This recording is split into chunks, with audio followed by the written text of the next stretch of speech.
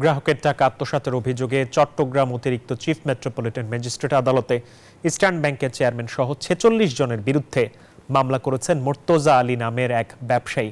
তবে অর্থ আত্মসাতের অভিযোগ সত্য নয় দাবি করে ইবিএল বলছে, বিষয়টি নিয়ে বাংলাদেশ ব্যাংক তদন্ত করেও কোনো অনিয়ম পায়নি, যদিও কেন্দ্রীয় ব্যাংকের কোনো প্রতিবেদন উপস্থাপন করতে পারেনি ইস্টার্ন ব্যাংক। আমি ঋণের জন্য আবেদন করেছিলাম, কিন্তু ব্যাংক যে ঋণ দিয়েছে আমি জানি না। এখন কেন ব্যাংক তার এফডিআর ভেঙে টাকা নেন, উনি এখন এফডিআর এর টাকা ফেরত চান। এখানে উল্লেখ্য 2019 সালের 28শে মে জনাব মুর্তজা আলী ইবিএল এর চাঁদগাঁও শাখায় একটি চিঠি পাঠান।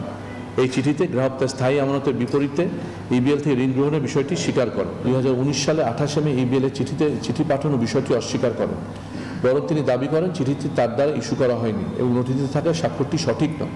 2024 সালে বাংলাদেশ ব্যাংক পুরো ঘটনার কি তদন্ত করে, যেখানে সকল কাগজপত্র যাচাই বাছাই পূর্বক বাংলাদেশ ব্যাংক কোনো অনিয়ম পায়নি। পরিস্থিতিতে যারা মুর্তজা আলী হুমকি দেন যে তার ঋণ দায় লাঘব না করে টাকা ফেরত না দিলে তিনি ব্যাংকের পরিচালকদের বিরুদ্ধে মামলা করবেন।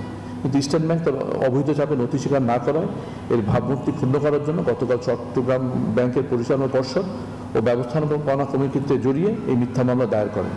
বর্তমানে মামলাটি ঘটনা 8 বছর পরে দায়ের করা হয়েছে।